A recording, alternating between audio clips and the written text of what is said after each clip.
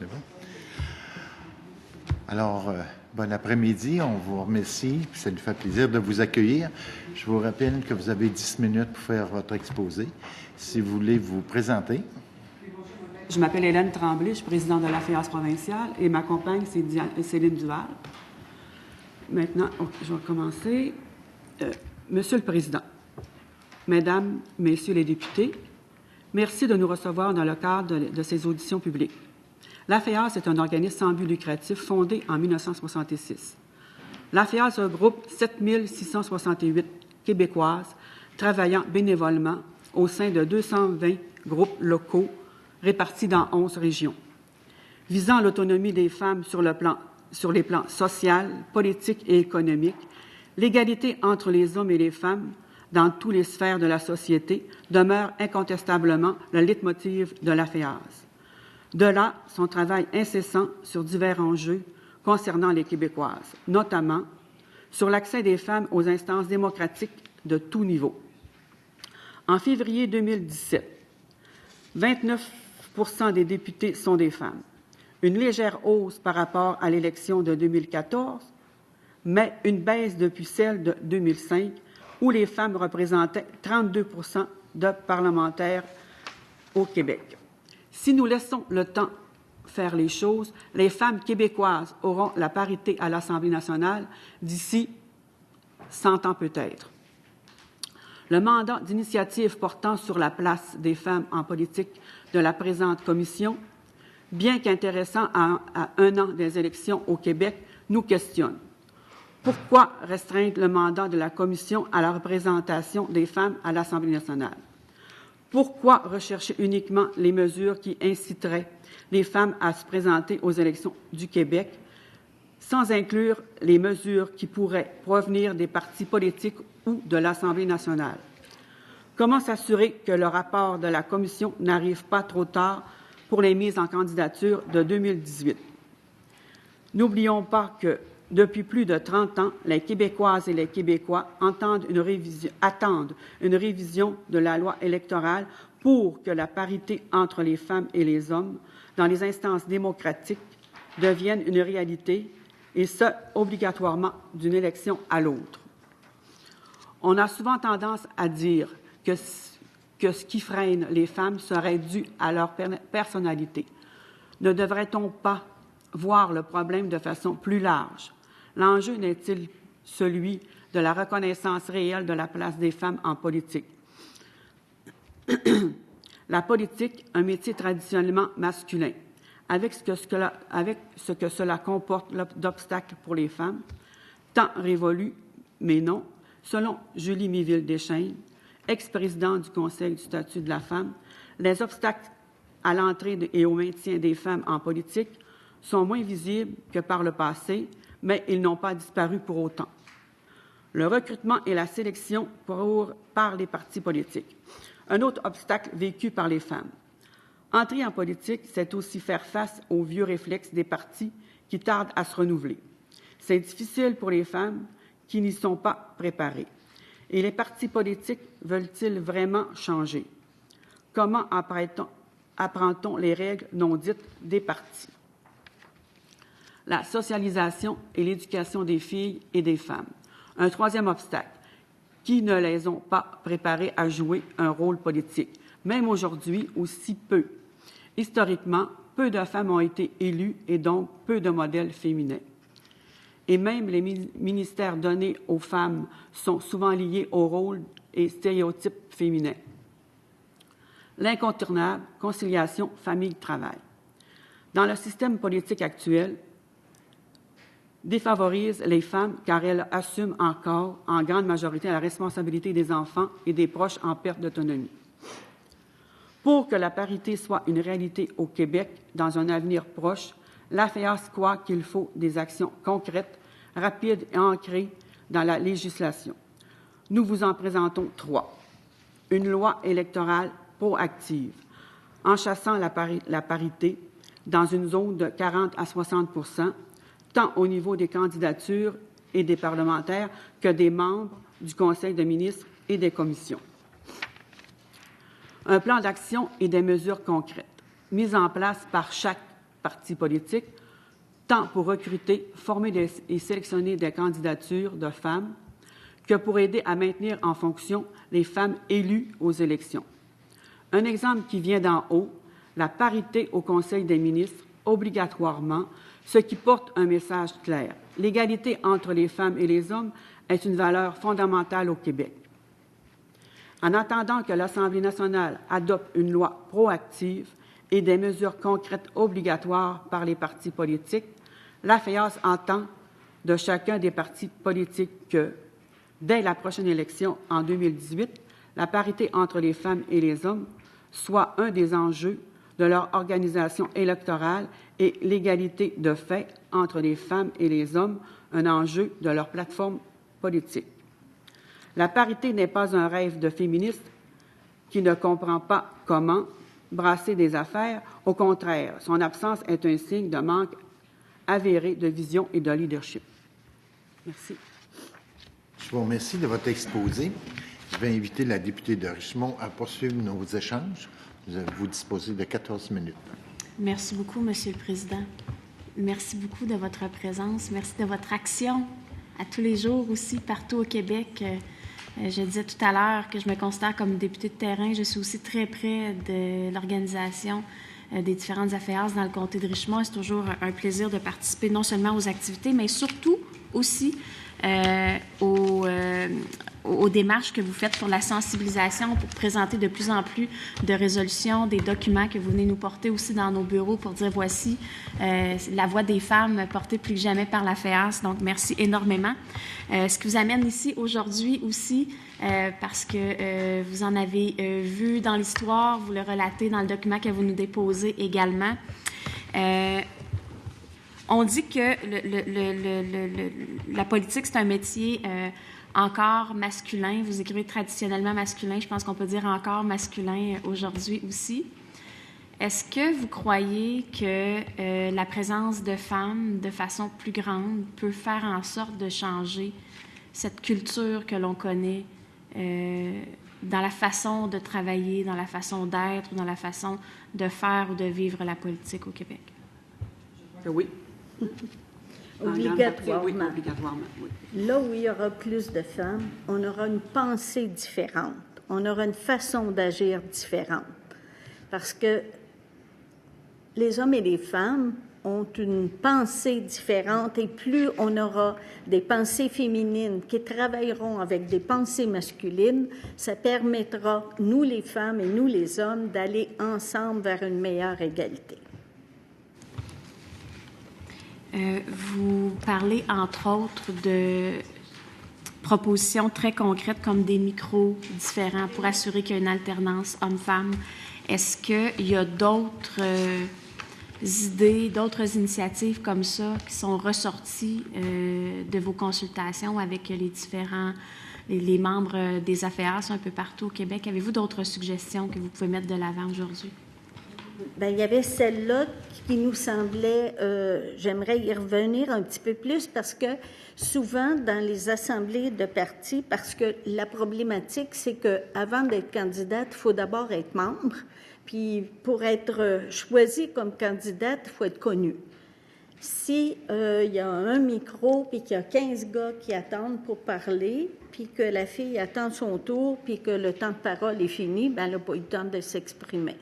Si on a 2 micros, un qui est obligatoirement offert aux filles, puis par alternance, bien, la fille qui se présente au micro a son temps assuré pour donner son point de vue, se faire connaître, exprimer son opinion. Parce que si on veut des candidates, il faut qu'on les connaisse, qu'on connaisse leur façon de parler, leurs idées, leurs opinions. Puis si elles sont mises de côté ou qu'elles n'ont pas la possibilité de s'exprimer, bien, on ne les connaîtra pas.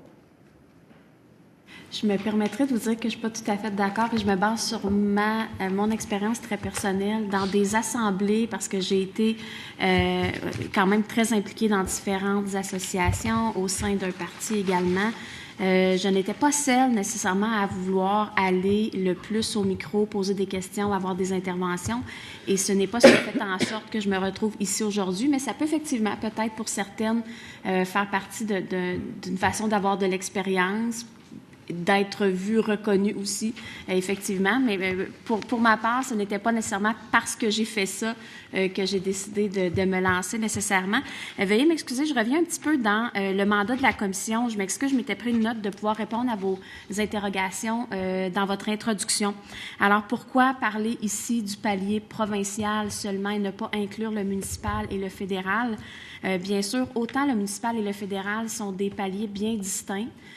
On voulait, nous, comme parlementaires de l'Assemblée nationale du Québec, entre nous ici, c'est une première fois qu'on le fait, pouvoir discuter justement de la préoccupation de notre palier au provincial. Ceci dit, dans nos discussions, les membres de la Commission des relations avec les citoyens, on était bien conscients que cette démarche allait être regardée par plusieurs aussi. On sait que autant la Fédération québécoise des municipalités que l'UMQ aussi, avant la récente campagne au municipal, ont fait énormément de démarches pour aider à la place des femmes en politique municipale. Ils regardent, évidemment, ils vont participer aussi quand même à nos travaux pour venir nous exposer le résultat des travaux qu'ils ont faits. Je pense que ça peut servir d'exemple pour dire, nous, comme parlementaires québécois, on s'est posé la question concernant notre palier gouvernemental, ce qui permettra aux autres ou pourra donner des idées ou encore inciter d'autres paliers à le faire également. Quant à votre questionnement sur pourquoi parler uniquement des mesures qui inciteraient les femmes à se présenter et non pas les partis politiques eux-mêmes, mais je crois que dans la consultation que l'on fait, on pose aussi des questions ou encore on invite les gens à nous dire qu'est-ce que les partis politiques peuvent mettre en place comme mesures aussi qui vont aider les femmes. Donc, ce n'est pas axé que sur qu'est-ce que la femme peut faire pour avoir de plus grandes compétences, une meilleure confiance en soi, mais on veut que des groupes comme vous puissent aussi venir nous dire est-ce que vous pensez que les partis politiques peuvent avoir une incidence et quelles mesures ces partis devraient-ils mettre en place pour pouvoir inciter les femmes à se présenter davantage aux élections. Quant à votre questionnement sur si toute cette démarche sera tablettée, vous savez fort bien que c'est une grande question de société en ce moment, la place que les femmes occupent au sein de notre société. C'est aussi une grande question au sein des parlementaires, cette question de représentation, parce qu'on parle de la parité, oui, mais il faut toujours rappeler aux gens que c'est une question de saine représentation. Les femmes au Québec, on représente 50% de la population et on n'est pas représenté à cet effet ici au sein de l'organisation qui nous représente. Alors, c'est sûr que c'est une question qui est tellement d'actualité. Il y a de plus en plus, il y a une grande synergie qui se crée avec autant les gouvernements que les différents paliers, que la société, les organisations dont vous êtes, pour faire en sorte qu'on avance justement. Et cette idée de commission parlementaire qui vient s'adresser à des questions beaucoup plus concrètes sur des actions et des mesures qui peuvent être prises plus rapidement. Donc, il y aura effectivement un rapport, les délais en commission parlementaire dans le système parlementaire étant ce qu'ils sont. Évidemment, la campagne électorale, pour nous, dans les différents partis, j'imagine que c'est partout pareil. Il y a des annonces déjà de candidats qui se font chez certains. Oui, il est quand même tard dans le processus, mais pour moi, il n'est jamais trop tard pour bien faire non plus. Et je préfère que la commission que l'on tient en ce moment se tienne, malgré qu'on approche d'une campagne électorale, et non pas justement plutôt reporter en se disant qu'on verra ça dans une autre législature. Je crois que c'est important d'en parler maintenant. S'il y a des choses qui peuvent être faites rapidement, tant mieux. On le verra à la lumière des recommandations qui seront faites dans le rapport. Mais donc, on prend déjà en note que pour vous, il y a un sentiment d'urgence et il faut aller rapidement. Mais je pense qu'il y a une ferme volonté et le fait qu'on soit assis ici en commission parlementaire, tous les partis qu'on traite de ce sujet-là d'une façon très transpartisane, en fait, démontre une grande volonté que les choses évoluent concrètement et qu'on puisse ensemble arriver à des résultats peut-être différents de ce qu'on a réussi à obtenir par le passé. Oui. Oui. Monsieur le Président, combien de temps? 4 minutes. Il reste 5 minutes. Notre collègue Darcy Megui veut intervenir. Merci, Madame, pour votre présentation. C'est pas sans intérêt qu'on va considérer vos interventions, compte tenu que vous avez 61 ans d'expérience sur le... 66, OK, bon, je ne suis pas expert en maths. Mais impressionnant. Alors, vous êtes présente à travers le Québec en région et j'apprécie vos réponses où on parle concrètement de ce qui se passe dans la tête, le cœur d'une femme qui veut s'impliquer. Voilà où on essaie d'agir. Et compte tenu de votre expérience sur le terrain, j'accepte et je comprends qu'on parle beaucoup, et c'est des débats réels, sur l'idée de trancher, de mettre des objectifs très, très clairs. Voilà une voie, mais pas facilement réalisable. Et il faut le dire, je ne veux pas écarter l'importance de discuter comme il faut ces idées-là, mais ce n'est pas en soi qu'on décide de trancher sur une obligation que soudainement les obstacles vont disparaître sur le terrain. Évidemment, on parle du comportement, des perceptions bien ancrées, tout ça.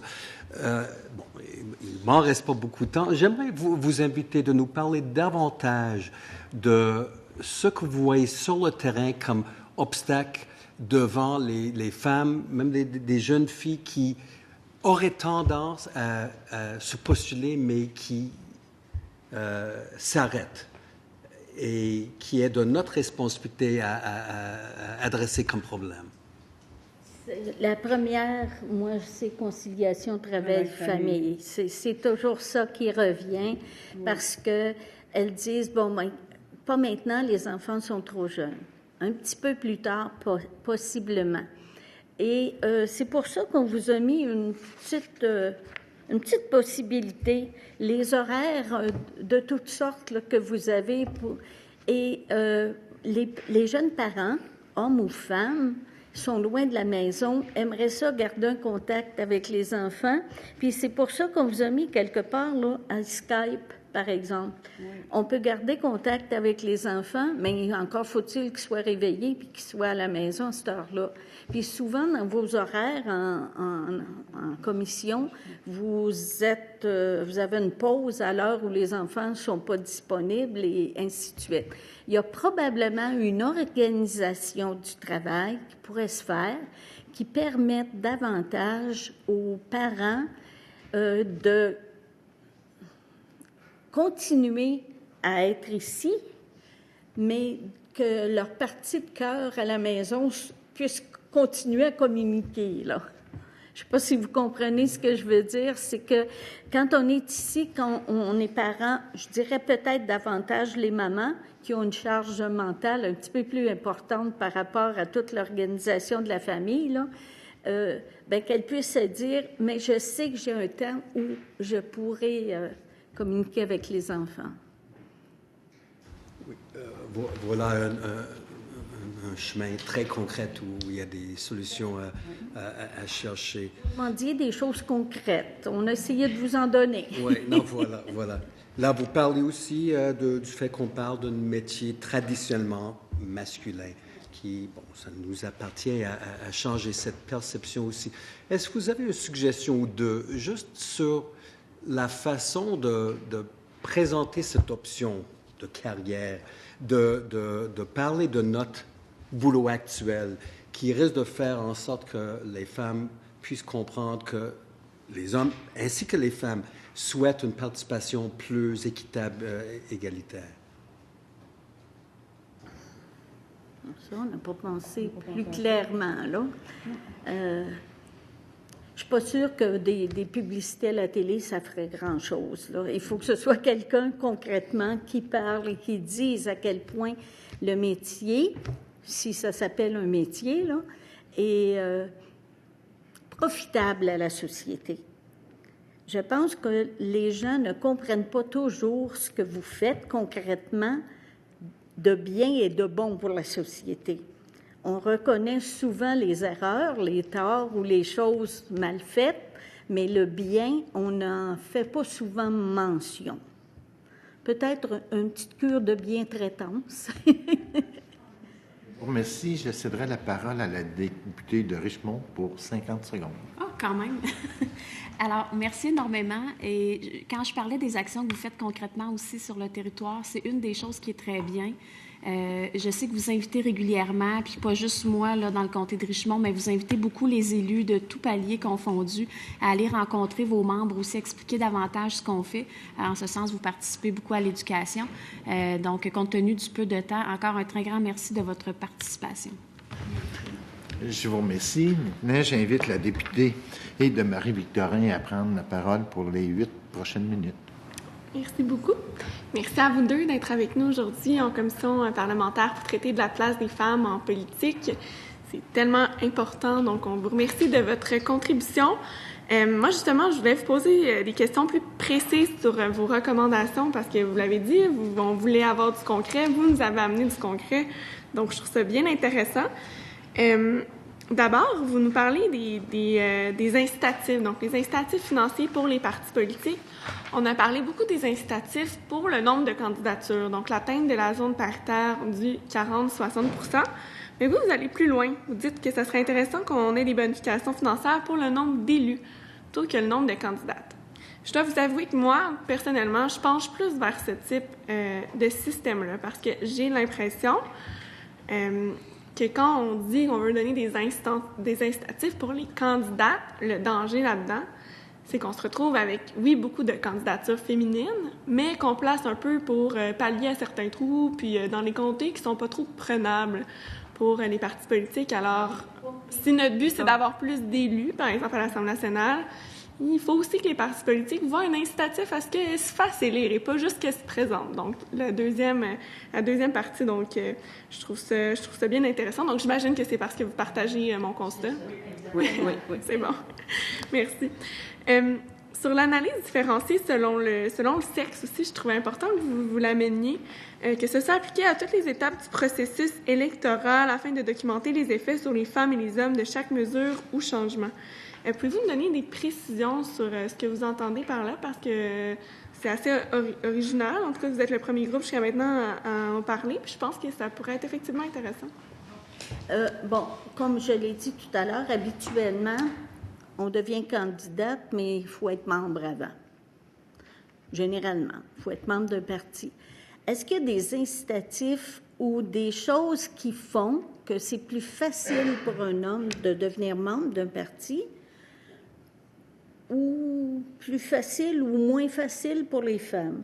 Quand on parle de l'analyse différenciée, c'est de toujours vérifier si on offre les mêmes conditions. Alors, est-ce qu'on entre dans un parti en gang, une gang de gars ensemble? Est-ce qu'on peut faire la même chose, une gang de filles? On se présente en même temps. Pour avoir un réseau, pour être avec d'autres, est-ce qu'on a la même façon de penser? Alors, si déjà, en entrant comme membre, on a le même accueil, les mêmes possibilités, les mêmes choses, quand on devenir de membre à membre impliqué, c'est la deuxième étape généralement, puis de membre impliqué à possiblement candidat. Toujours s'assurer qu'on offre les mêmes occasions ou les mêmes possibilités. Parce que j'ai l'impression que le problème se situe dans l'entonnoir, justement, dans le fait que, en tout cas, si je me base sur les statistiques, notamment au Parti québécois, on a sensiblement des nombres très paritaires en termes de membres femmes et membres hommes. C'est quand on s'en va davantage dans les postes de plus en plus décisionnels, puis je veux dire, par exemple, dans le moment de déposer sa candidature, que là, on a la difficulté de convaincre ces femmes-là, qui sont pourtant membres, de devenir candidates. Puis en fait, pas qu'on a de la difficulté à les convaincre, je pense qu'on met peut-être pas assez de temps pour les convaincre. Puis ça, c'est un problème qui se répercute dans toutes les formations politiques parce qu'on le voit, on n'atteint pas le nombre de candidats dans une zone paritaire, parce que souvent les hommes, justement, sont plus prompts à se lancer, à dire qu'eux, bon, il n'y a pas de problème, ils vont tenter une candidature, tout ça, donc ils rencontrent moins d'obstacles. Alors, effectivement, ça serait intéressant de voir à quel moment est-ce qu'on sent qu'il y a vraiment la déchirure, si on veut. Donc, merci de l'amener. Vous parlez aussi, évidemment, de la conciliation travail-famille, puis on l'a vu dans la consultation qui a été envoyée depuis quelques semaines sur le site de l'Assemblée nationale, où plus de 400 femmes ont répondu, 400 personnes. Il y a des hommes aussi qui ont répondu, mais on voit que c'est souvent des gens qui ont quand même un intérêt pour la politique, qui ont répondu au sondage. C'est intéressant de voir que les mesures de conciliation travail-famille arrivent largement en tête de liste pour les préoccupations qui freinent les gens à se présenter en politique. Vous avez parlé du nombre d'heures qu'on pourrait répartir autrement.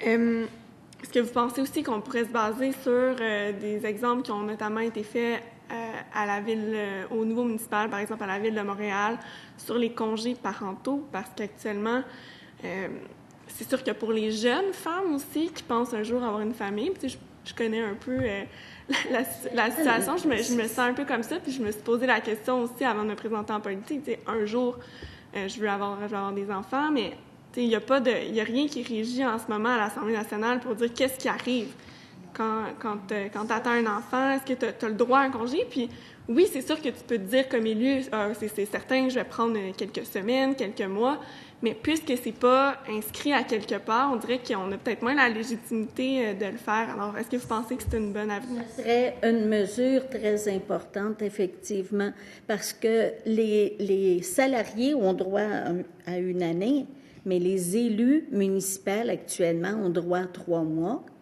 Mais comme on l'a mentionné tout à l'heure, les élus au niveau du provincial ou même fédéral, cette politique-là n'est pas incluse, là, n'apparaît pas. Puis ça serait important, effectivement, parce que ça peut être, dans certains cas, un frein, tout comme la naissance ou l'adoption même. Oui, bon, tout à fait. Donc, on partage aussi ça, bien évidemment. Vous parlez aussi que les partis devraient avoir l'obligation de se doter d'un plan d'action prévoyant l'adoption de mesures concrètes. Donc, est-ce qu'ils devraient rendre compte au DGEQ? Je pense que le groupe avant vous, les tables régionales de femmes avaient amené aussi dans leur mémoire le fait que les partis doivent rendre compte à chaque année au DGEQ de l'avancement de leur plan d'action. Comment est-ce que vous voyez ça? Bien, du moment qu'il y en a un, là, plan d'action, et que le plan d'action comprenne soit l'analyse différenciée selon les sexes, ou soit comment ils procèdent pour inclure davantage de femmes, pour balancer, là, équilibrer cette présence des femmes dans tous les différents postes. Est-ce qu'ils doivent la présenter à chaque année au directeur général des élections? Je ne sais pas, mais du moins que ce soit présenté et que quelqu'un puisse le vérifier. Est-ce qu'à chaque année, c'est nécessaire? Peut-être pas, mais au moins d'être vérifié. Oui, c'est ça. Donc, est-ce que vous pensez aussi que le directeur général des élections devrait se pencher sur la question des quotas, de l'obligation d'atteindre la zone paritaire 40-60? Oui. OK. C'est bon. Bien, merci beaucoup. Je vous remercie de votre contribution. Je vous remercie. J'invite la députée de Repentigny à poursuivre les échanges. Merci beaucoup. Bienvenue. Votre rôle est important. Tous les groupes de femmes ont un rôle à jouer, à mon avis, pour appuyer ce mouvement afin qu'il y ait plus de femmes qui se présentent en politique. Tout à l'heure, vous avez parlé de la conciliation familiale qui était difficile, et je vous conterai l'exemple suivant, c'est qu'on a un jeune député qui, effectivement, a des jeunes enfants, puis il trouvait ça dur, les débuts en politique, parce qu'il y a 3 jours, il n'était pas présent. Et effectivement, il déjeunait avec ses enfants par Skype. Et à l'heure du souper, il était par Skype pour voir ses enfants souper. Et à l'heure du dodo, il allait par Skype pour parler à ses enfants. Parce que c'est une préoccupation des femmes, mais c'est aussi une préoccupation des jeunes pères aujourd'hui. Et nous, on respectait ça. Des fois, ils venaient souper avec nous, puis là, je vous quitte parce que je vais aller parler à mes enfants avant l'heure du dodo. Donc, c'est effectivement un problème, mais qui n'est pas seulement pour les femmes, mais aussi pour les hommes. Vous parlez de cet obstacle-là, mais on a vu que l'autre groupe avant faisait l'énumération de d'autres obstacles, le manque de temps, le manque d'intérêt, puis les femmes sont compétentes, on le sait, mais ont de la misère à se faire confiance. C'est peut-être des fois un problème. C'est qu'on n'a pas envie de faire politique. C'est ça. On a appris à faire plein d'autres choses, là, mais à faire de la politique, ça ne nous a pas été enseigné. On n'a pas eu d'exemple dans l'histoire du Canada, dans l'histoire du Québec, là, à part Jeanne Mance, on n'en a pas eu beaucoup d'autres. Ah, il y a eu Marguerite Bourgeois, peut-être, mais on n'a pas eu beaucoup d'exemples, puis on ne nous a pas appris à faire de la politique. On ne l'a pas appris plus aux garçons, sauf que les garçons sont peut-être plus fonceurs, disons le mot. Et puis, on n'a pas appris à le faire, mais c'est en s'impliquant, puis en travaillant dans des comités. Mme Vallière disait qu'elle avait fait plein d'autres choses. C'est ça, c'est en apprenant, en faisant plein d'autres choses qu'on développe des compétences pour ensuite aller en politique. Mais si on ne nous a pas parlé que c'était quelque chose qui était possible pour nous, on peut ne pas le voir. Puis je pense que le rôle des...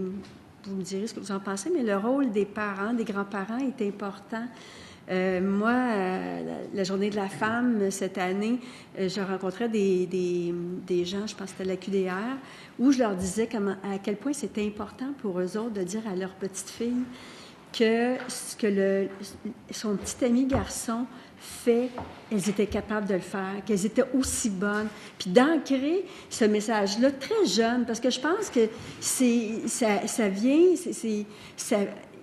à partir du moment où très jeune, ça s'inscrit dans notre tête, je pense que la confiance va nous alimenter, puis va nous donner